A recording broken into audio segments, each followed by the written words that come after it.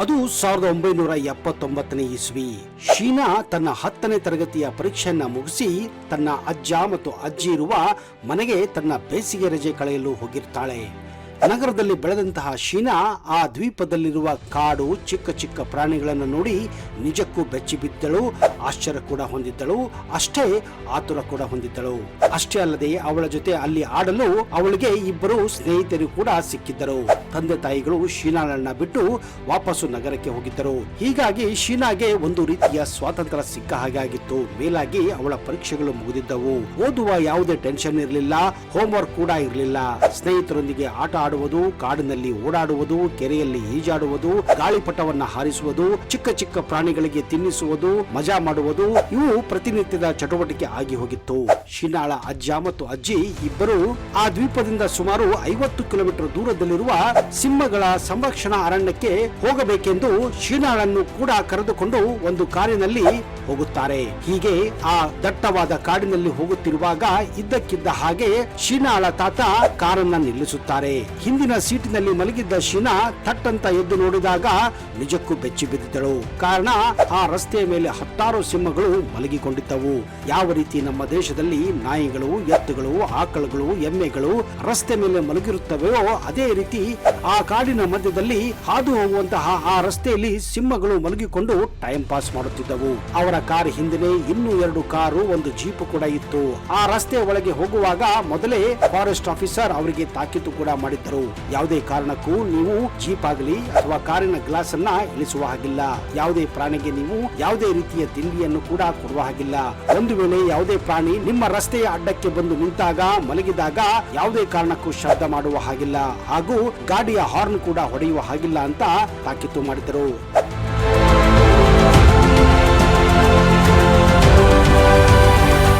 ಎಲ್ಲಿಯವರೆಗೆ ಅವು ತಾವಾಗಿ ಎದ್ದು ಹೋಗುವುದಿಲ್ಲವೋ ಅಲ್ಲಿಯವರೆಗೆ ನೀವು ನಿಮ್ಮ ಗಾಡಿಯನ್ನ ಆಫ್ ಮಾಡಬೇಕು, ಹಾಗೂ ಅವುಗಳು ಹೋಗುವವರೆಗೂ ಕಾಯಬೇಕು ಅಂತ ಮೊದಲೇ ಹೇಳಿದ್ದರು. ಆದ್ದರಿಂದ ಶೀನಾಳ ಅಜ್ಜ ಕೂಡ ತಮ್ಮ ಗಾಡಿಯ ಬಾಗಿಲನ್ನ, ಕಿಟಕಿಯನ್ನ ಹಾಕಿ ಗಾಡಿಯನ್ನ ಆಫ್ ಮಾಡಿ ಕೆಲ ಕಾಲ ನಿಲ್ಲಬೇಕಾಗಿತ್ತು.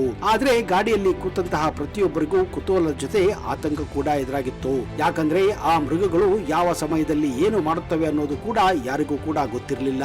ಒಂದು ವೇಳೆ ಆ ಸಿಂಹಗಳೇನಾದರೂ ಹಸ್ತಿದ್ರೆ ಅವು ಏನು ಬೇಕಾದರೂ ಮಾಡಬಹುದು ಅಂತ ಹೇಳಲಾಗಿತ್ತು. ಹೀಗಾಗಿ ಅಲ್ಲಿದ್ದಂತಹ ಒಂದು ಕಾರು, 2 ಜೀಪು ಸ್ತಬ್ಧವಾಗಿ ಅವುಗಳ ಚಲನವಲನವನ್ನ ಗಮನಿಸುತ್ತಿದ್ದವು. ನಿಜ ಹೇಳಬೇಕೆಂದ್ರೆ ಅವರೆಲ್ಲ ಬಂದಿದ್ದೇ ಆ ಸಿಂಹಗಳನ್ನ ನೋಡಲು. ಹೆಚ್ಚಾಗಿ ಝೂಗಳಲ್ಲಿ ಬೋನಿನಲ್ಲಿರುವ ಸಿಂಹಗಳನ್ನ ನೋಡುವುದು ಬೇರೆ, ಆದ್ರೆ ಇದ್ದಕ್ಕಿದ್ದ ಹಾಗೆ ಕಾಡಿನಲ್ಲಿ ಸಿಂಹಗಳು ಅಚಾನಕ್ ಆಗಿ ನಿಮ್ಮ ಮುಂದೆ ಬಂದಾಗ ಅವುಗಳನ್ನ ಎದುರಿಸುವುದೇ ಬೇರೆ. ನಿಜಕ್ಕೂ ಅವುಗಳನ್ನ ನೋಡಲು ಗುಂಡಿಗೆ ಬೇಕು. ನಿಮಗೆಲ್ಲ ಗೊತ್ತಿರುವ ಹಾಗೆ ಇತ್ತೀಚಿನ ದಿನಗಳಲ್ಲಿ ಕಾಡಿನಲ್ಲಿ ರಸ್ತೆಯಲ್ಲಿ ಹೋಗುವಾಗ ಹಲವಾರು ಪ್ರಾಣಿಗಳು ಹಲವಾರು ಗಾಡಿಗಳ ಮೇಲೆ, ಮನುಷ್ಯರ ಮೇಲೆ ಆಕ್ರಮಣ ಮಾಡಿರುವುದು ನಾವು ಕೇಳಿದ್ದೇವೆ, ನೋಡಿದ್ದೇವೆ, ಹಾಗೂ ನ್ಯೂಸ್ ಪೇಪರ್ಗಳಲ್ಲೂ ಕೂಡ ಓದಿದ್ದೇವೆ. ಅಷ್ಟೇ ಯಾಕೆ ಹಲವಾರು ಪ್ರಾಣಿಗಳು ಇತ್ತೀಚೆಗೆ ಕಾಡನ್ನ ಬಿಟ್ಟು ನಾಡಿಗೆ ಬಂದು ಪಟ್ಟಣದಲ್ಲಿ, ಮಹಾನಗರಗಳಲ್ಲಿಯೂ ಕೂಡ ಓಡಾಡಿದ್ದನ್ನ ಮತ್ತು ಮನೆಯ ಒಳಗೆ ಹೋಗಿದ್ದನ್ನ ನೋಡಿದ್ದೇವೆ. ಇತ್ತೀಚೆಗಷ್ಟೇ ಬೆಂಗಳೂರಿನಲ್ಲಿಯೂ ಕೂಡ ಚಿರತೆ ಬಂದು ಮನೆಯಲ್ಲಿ ಹೊಕ್ಕಿರುವ ಮಾಹಿತಿ ನಿಮಗೂ ಕೂಡ ಗೊತ್ತಿರಬಹುದು. ಇಂತಹ ಘಟನೆಗಳು ಅಲ್ಲಲ್ಲಿ ನಾವು ಕೇಳುತ್ತಾನೆ ಇರುತ್ತೇವೆ, ನೋಡುತ್ತಾನೆ ಇರುತ್ತೇವೆ. ಇನ್ನು ನೀವೇ ಕಾಡಿನಲ್ಲಿ ಹೋದಾಗ ಇಂತಹ ಪ್ರಾಣಿಗಳು ನಿಮ್ಮ ಎದುರಿಗೆ ಬರುವುದು ಸರ್ವೇ ಸಾಮಾನ್ಯ. ಅಂತಹದರಲ್ಲಿ ಆಫ್ರಿಕಾದ ಕಾಡಿನಲ್ಲಿ ಸಿಂಹಗಳು, ಚಿರತೆಗಳು, ಆನೆಗಳು, ಅನೇಕ ಮೃಗಗಳು ಕಾಣುವುದಂತೂ ಕಾಮನ್ ಆಗಿರುತ್ತವೆ. ಅದರಲ್ಲಿ ಆಶ್ಚರ್ಯ ಪಡುವ ವಿಷಯವೇ ಇಲ್ಲ. ಅಂತದೇ ಒಂದು ಪ್ರಸಂಗ ಈ ಶೀನಾ ಮತ್ತು ಅವರ ಕುಟುಂಬ ಜೊತೆ ನಡೆದಿತ್ತು. ಹೀಗೆ ಸರಿಸುಮಾರು 20 ರಿಂದ 25 ನಿಮಿಷ ಕಾಲ ಆ 3 ಗಾಡಿಗಳು ಆ ಕಾಡಿನ ಮಧ್ಯಭಾಗದಲ್ಲಿ ಸಿಂಹಗಳನ್ನ ಹೋಗುವವರೆಗೂ ಕಾಯಬೇಕಾಗುತ್ತದೆ.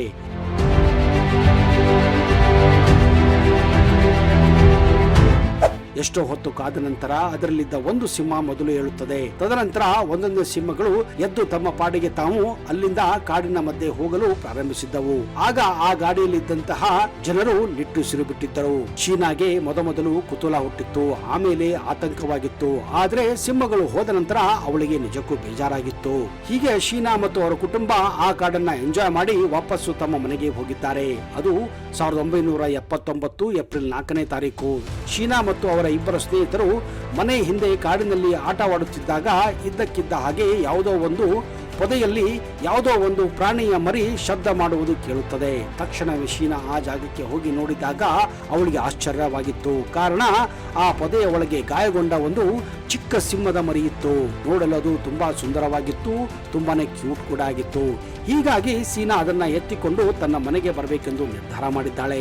ಆಗ ಅವಳ ಸ್ನೇಹಿತೆ, ಅಂತಹ ಕೆಲಸವನ್ನ ಮಾಡಬೇಡ, ಅದು ಹೇಳಿ ಕೇಳಿ ಸಿಂಹದ ಮರಿ, ನಾಯಿಯ ಮರಿಯಲ್ಲ, ಬೆಕ್ಕಿನ ಮರಿಯಲ್ಲ, ಮುಂದೆ ಅದು ಬೆಳೆದು ನಿನ್ನನ್ನೇ ತಿಂದು ಬಿಡುತ್ತೆ ಅಂತ ಹೆದರಿಕೆ ಹಾಕುತ್ತಾಳೆ. ಆದರೂ ಶೀನಾ ಮಾತ್ರ ಯಾರ ಮಾತನ್ನು ಕೇಳುವುದಿಲ್ಲ. ನೇರವಾಗಿ ಅದನ್ನ ಎತ್ತುಕೊಂಡು ಬಂದು ತನ್ನ ಮನೆಯ ಬೆಡ್ರೂಮ್ ನಲ್ಲಿ ಇಡುತ್ತಾಳೆ. ಈ ವಿಷಯ ಅವಳ ತಾತನಿಗೂ ಗೊತ್ತಾಗುತ್ತದೆ. ತಾತ ಕೂಡ ಬೇಡ ಅನ್ನುತ್ತಾನೆ, ಅದನ್ನು ಬಿಟ್ಟು ಬಿಡು, ಅದು ಕಾಡು ಪ್ರಾಣಿ, ಕಾಡಿನಲ್ಲಿದ್ದರೆ ಒಳ್ಳೆಯದು ಅಂತ ಎರಡು ಕಿವಿ ಮಾತುಗಳನ್ನು ಕೂಡ ಹೇಳುತ್ತಾರೆ. ಆದರೆ ಶೀನಾ ಮಾತ್ರ ಕೇಳುವುದಿಲ್ಲ. ಒಂದು ವೇಳೆ ಅದನ್ನ ನೀವು ಬಿಟ್ಟು ಬಂದರೆ ನಾನು ಊಟ ಮಾಡುವುದಿಲ್ಲ ಅಂತ ಬೆದರಿಕೆ ಹಾಕುತ್ತಾಳೆ. ಕೊನೆಗೆ ತಾತ ಮತ್ತು ಅಜ್ಜಿ ಇಬ್ಬರು ಶೀನಾಳ ಮಾತುಗಳನ್ನ ಒಪ್ಪಬೇಕಾಗುತ್ತದೆ. ಮುಂದೆ ಸುಮಾರು 2 ತಿಂಗಳ ಕಾಲ ಶೀನಾ ತನ್ನ ಬೇಸಿಗೆ ರಜೆಯನ್ನ ಆ ಸಿಂಹದ ಮರಿಯ ಜೊತೆ ಕಳೆಯುತ್ತಾಳೆ. ಸಿಂಹದ ಮರಿಗೂ ಕೂಡ ಶೀನಾ ಬಿಟ್ಟು ಇರಲು ಸಾಧ್ಯವಾಗುವಂತಹ ಪ್ರಸಂಗ ಎದುರಾಗುತ್ತದೆ. ಬೇಸಿಗೆ ರಜೆ ಮುಗಿದ ಮೇಲೆ ಶೀನಾ ವಾಪಸ್ ಹೋಗುವಾಗ ಲಿಟ್ರಲಿ ಆ ಸಿಂಹದ ಮರಿ ಕೂಡ ಅಳಲು ಪ್ರಾರಂಭಿಸಿತು.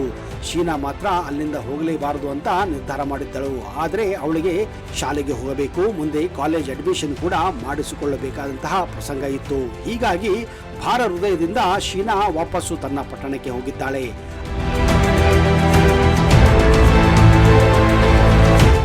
ಅಲ್ಲಿಯವರೆಗೆ ಅಜ್ಜ ಅಜ್ಜಿ ಈ ಸಿಂಹದ ಮರಿಯನ್ನ ಸಾಕುತ್ತಿದ್ದರು. ಈ ನಡುವೆ ಶೀನಾ 3 ತಿಂಗಳಿಗೆ ಒಮ್ಮೆ 6 ತಿಂಗಳಿಗೊಮ್ಮೆ ಬಂದು ಸಿಂಹವನ್ನ ನೋಡಿ ಹೋಗುತ್ತಿದ್ದಳು. ಹೀಗೆ 3 ವರ್ಷ ಕಳೆದು ಹೋಗಿದೆ. ಈ ನಡುವೆ ಶಾಲೆಯಲ್ಲಿ ಮತ್ತು ಕಾಲೇಜಿನಲ್ಲಿ ಶೀನಾ ಬ್ಯುಸಿಯಾಗಿದ್ದ ಕಾರಣ 1 ವರ್ಷ ಅವಳು ಅಜ್ಜ ಅಜ್ಜಿಗೆ ಭೇಟಿ ಮಾಡಲು ಬರುವುದೇ ಇಲ್ಲ. ಆ ಸಿಂಹವನ್ನು ಕೂಡ ಅವಳು ನೋಡಲು ಸಾಧ್ಯವಾಗುವುದಿಲ್ಲ. ಯಾವಾಗ 4ನೇ ವರ್ಷ ಶೀನಾ ತನ್ನ ಅಜ್ಜ ಅಜ್ಜಿ ಹತ್ರ ಬಂದಿದ್ದಳೋ ಆಗ ಸಿಂಹ ಆಗಲೇ ದೊಡ್ಡದಾಗಿ ಹೋಗಿತ್ತು. ಶೀನಾ ಎಲ್ಲಿ ತನ್ನನ್ನ ಆ ಸಿಂಹ ಗುರುತಿಸುತ್ತೋ ಇಲ್ಲವೋ ಅನ್ನುವ ಆತಂಕ ಅವಳಲ್ಲಿತ್ತು. ಆದರೆ ಶೀನಾ ಬಂದ ತಕ್ಷಣ ಓಡಿ ಹೋಗಿ ಆ ಸಿಂಹ ಶೀಲಾಳನ್ನ ಆಲಂಗಿಸಿತ್ತು. ಅಂದರೆ ನೀವು ಸಾಕಿದಂತಹ ಯಾವುದೇ ಪ್ರಾಣಿ ನಿಮ್ಮನ್ನ ಒಂದು ಸಾರಿ ನೋಡಿದರೆ ಸಾಕು, ಅದು ನಿಮ್ಮನ್ನ ಹುಡುಕಿಕೊಂಡು ಬರುತ್ತದೆ ಅನ್ನುವುದಕ್ಕೆ ಈ ಒಂದು ಘಟನೆ ಉದಾಹರಣೆಯಾಗಿತ್ತು. ಶೀನಾ ಕೆಲ ಕಾಲ ಆ ಸಿಂಹದ ಜೊತೆಯೇ ಸ್ವಲ್ಪ ಸಮಯ ಕಳೆಯಬೇಕೆಂದು ನಿರ್ಧಾರ ಮಾಡಿ ಆ ಕಾಡಿನಲ್ಲಿಯೇ ಇರುತ್ತಾಳೆ. ಅದು 1983 ಸೆಪ್ಟೆಂಬರ್ 5ನೇ ತಾರೀಕು ಬೆಳಿಗ್ಗೆ 8 ಗಂಟೆ ಸುಮಾರಿಗೆ ಶೀನಾ ಎದ್ದು ಸಿಂಹದ ಹತ್ತಿರ ಹೋದಾಗ ಆ ಸಿಂಹ ಆ ಜಾಗದಲ್ಲಿ ಇರಲಿಲ್ಲ. ಶೀನಾಗೆ ಕೊಂಚ ಮಟ್ಟಿಗೆ ಗಾಬರಿಯಾಗಿತ್ತು. ಎಲ್ಲಿ ಹೋಯಿತು ಅಂತ ಹುಡುಕಾಡುತ್ತಾಳೆ. ಇನ್ನೇನು ರೆಡಿಯಾಗಿ ಕಾಡಿನಲ್ಲಿ ಹುಡುಕಬೇಕೆಂದು ಹೋದಾಗ ಎದುರುಗಡೆನೆ ಸಿಂಹ ಬರುತ್ತಿತ್ತು. ವಿಚಿತ್ರ ಏನಂದ್ರೆ ಅದರ ಬಾಯಲ್ಲಿ ಏನೋ ಒಂದು ಹಿಡಿದುಕೊಂಡ ಹಾಗಿತ್ತು. ಆ ಸಿಂಹ ಹತ್ತಿರಕ್ಕೆ ಬಂದಾಗ ಶೀನಾ ನಿಜಕ್ಕೂ ಬೆಚ್ಚಿ ಬಿದ್ದಿದ್ದಳು. ಕಾರಣ ಅದರ ಬಾಯಲ್ಲಿ ಒಂದು ಮನುಷ್ಯರ ಮಗು ಇತ್ತು. ಇದನ್ನು ಕಂಡು ಅಜ್ಜ ಅಜ್ಜಿ ಮತ್ತು ಶೀನಾ ಎಲ್ಲರೂ ಗಾಬರಿಯಾಗಿದ್ದರು. ಎಲ್ಲಿಂದ ಈ ಮಗುವನ್ನ ಈ ಸಿಂಹ ಎತ್ತಿಕೊಂಡು ಬಂತು ಅಂತ ಎಲ್ಲರೂ ಅಚ್ಚರಿಪಟ್ಟಿದ್ದರು.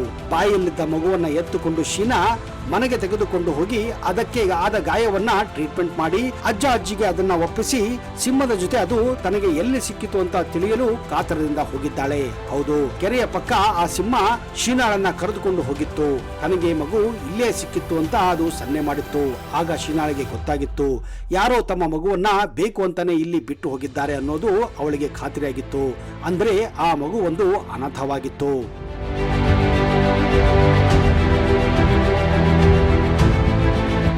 ಆ ಸಿಂಹದ ಸಮಯ ಪ್ರಜ್ಞೆ ನೋಡಿ. ಆ ಚಿಕ್ಕ ಮಗುವನ್ನ ತನ್ನ ಬಾಯಲ್ಲಿಟ್ಟುಕೊಂಡು ಅದು ಸಂರಕ್ಷಿಸಿದ್ದು ನಿಜಕ್ಕೂ ಕೂಡ ಇದರಿಂದಲೇ ಗೊತ್ತಾಗುತ್ತದೆ. ಮೃಗಗಳಿಗಾಗಲಿ ಪ್ರಾಣಿಗಳಿಗಾಗಲಿ ಅವುಗಳಿಗೂ ಕೂಡ ಭಾವನೆ ಇದೆ, ಫೀಲಿಂಗ್ಸ್ಗಳು ಇದೆ ಅಂತ ಈ ಒಂದು ಘಟನೆಯಿಂದ ಗೊತ್ತಾಗಿ ಹೋಗಿತ್ತು. ಸ್ನೇಹಿತರೆ, ಈ ಎಲ್ಲಾ ಘಟನೆಗಳು ನೈಜ ಘಟನೆಗಳಾಗಿವೆ, ಸತ್ಯ ಘಟನೆಗಳಾಗಿವೆ. ಇದನ್ನ ಶೀನಾ ವಿಲಿಯಂ ಎನ್ನುವ ಮಹಿಳೆ ತನ್ನ ಆಟೋಬಯೋಗ್ರಫಿಯಲ್ಲಿ ಈ ಎಲ್ಲ ಘಟನೆಗಳನ್ನ ಬರೆದಿದ್ದಾರೆ. ಇದರಿಂದಲೇ ಗೊತ್ತಾಗುತ್ತೆ, ಕೇವಲ ಮನುಷ್ಯರಿಗೆ ಮಾತ್ರವಲ್ಲ, ಮೃಗಗಳಿಗೂ, ಪ್ರತಿಯೊಂದು ಪ್ರಾಣಿಗಳಿಗೂ, ಪಕ್ಷಿಗಳಿಗೂ ಎಲ್ಲ ತರದ ಭಾವನೆಗಳು ಇರುತ್ತವೆ ಅನ್ನೋದಕ್ಕೆ ಈ ಒಂದು ಘಟನೆ ಸಾಕ್ಷಿಯಾಗಿತ್ತು. ನಿಮ್ಮಲ್ಲಿಯೂ ಕೂಡ ಯಾರಾದರೂ ನಿಮ್ಮ ಮನೆಯಲ್ಲಿ ನಾಯಿಗಳನ್ನ, ಬೆಕ್ಕುಗಳನ್ನ ಅಥವಾ ಇತರೆ ಪ್ರಾಣಿಗಳನ್ನ ಸಾಕಿದ್ರೆ ಅವುಗಳ ಭಾವನೆಗಳು ಕೂಡ ನಿಮಗೆ ಅರ್ಥವಾಗುತ್ತದೆ ಅನ್ನೋದು ನಮ್ಮ ಅನಿಸಿಕೆ. ದಯವಿಟ್ಟು ನಿಮ್ಮ ಅನಿಸಿಕೆಯನ್ನ ಕಮೆಂಟ್ಸ್ ಅಲ್ಲಿ ಬರೆಯಿರಿ. ಅಲ್ಲಿಯವರೆಗೆ ಯು ಟೇಕ್ ಕೇರ್.